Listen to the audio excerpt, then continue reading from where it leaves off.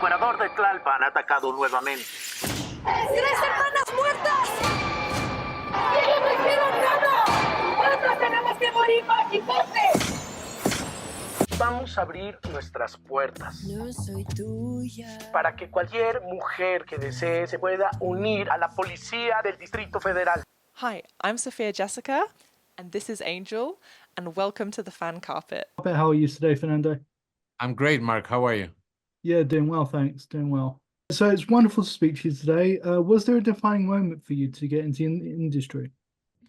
In the industry? Mm-hmm. Back to the Future. Okay. I think that must have been it. I fell in love with that movie. It came out when I was 5 years old.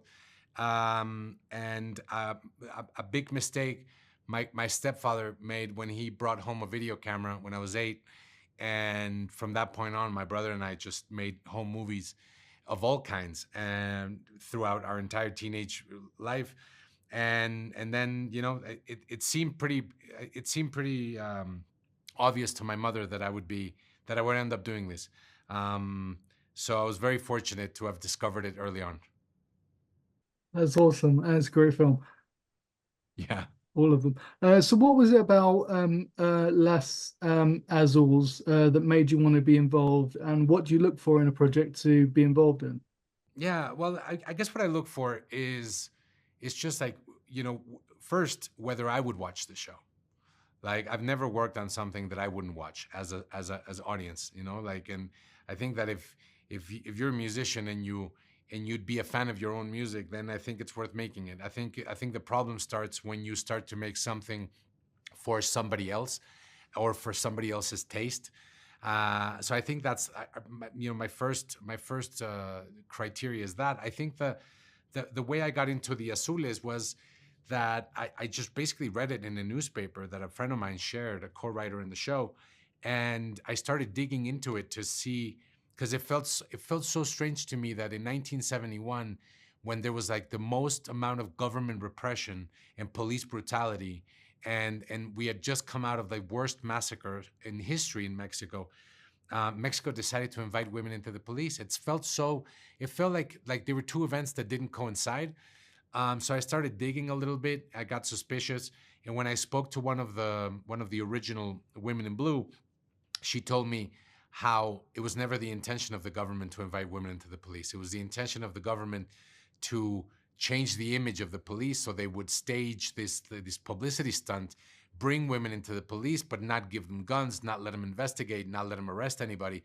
They would dress them in miniskirts and knee-high boots and put them in a park to direct tourists. And it was just this scam that the government implemented so people would start trusting the police again. And my question to this woman who told me this was, why did you stay? And she said, because the only way I was going to change the system was from within. And I felt like that was such a powerful answer that I kind of wanted to tell that story. So I got curious about it. Okay. So what does it mean for you to be a storyteller and tell stories in this way? I feel that stories are meant to be, you know, bridges. They're not endpoints. I think that if you wanna talk about something, a great way to do it, especially if it's an uncomfortable subject matter, you may want to start with a story. And I think that most stories, you know, as far as stories go, as far as storytelling goes, have always been sort of to put complicated matters maybe in simplified terms to get conversations going. And I think that there's a conversation now in Mexico where we need to reflect on a country that has just elected our first female president, which is a tremendous victory for Mexico. But at the same time, 10 women are murdered every single day in Mexico because they are women.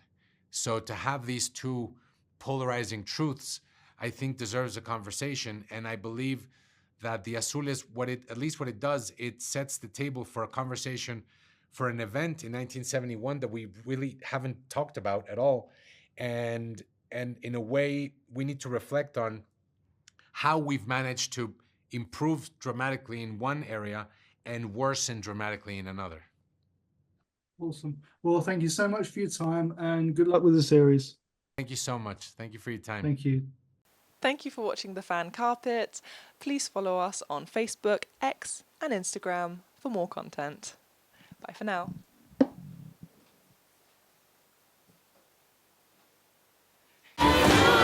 ¿Qué busca el encuerador? Castigar a sus víctimas.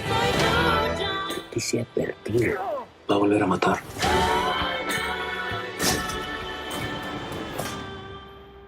Ahora, a trabajar. Atada a ti no me quedaré.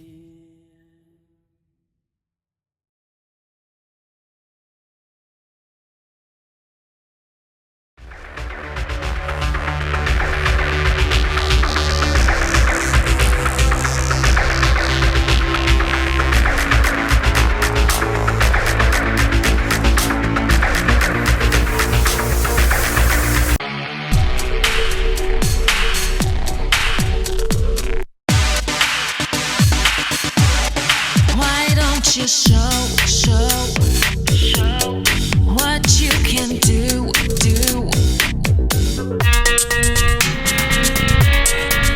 I hear a siren. Maybe you were wrong about me. I'm dangerous and still. Why don't you give me a sign like the sea? Your problem is mine. Everybody thinks that I'm okay. Sometimes I think I am too. I'm on the outside looking in. I'm waiting for the shockwaves to begin. Oh, won't you let me hold you for one time? Just a rainy day in a London cafe. A London cafe. So give me one last serenade. Say to me, or swear at me till the night turns into day. And it was a shame when daylight faded, because we didn't notice at all.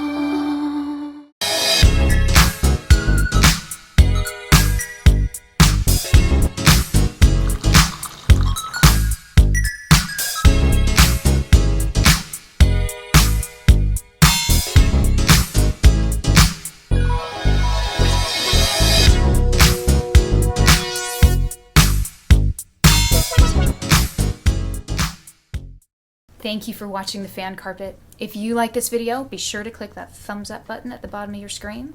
And also be sure to subscribe to the Fan Carpet YouTube channels. They're absolutely free and so much fun too. Be sure to check out the official website, thefancarpet.com. Also, you can follow us on Facebook, Twitter, and Instagram to stay up to date with reviews, competitions, the latest news, and so much more.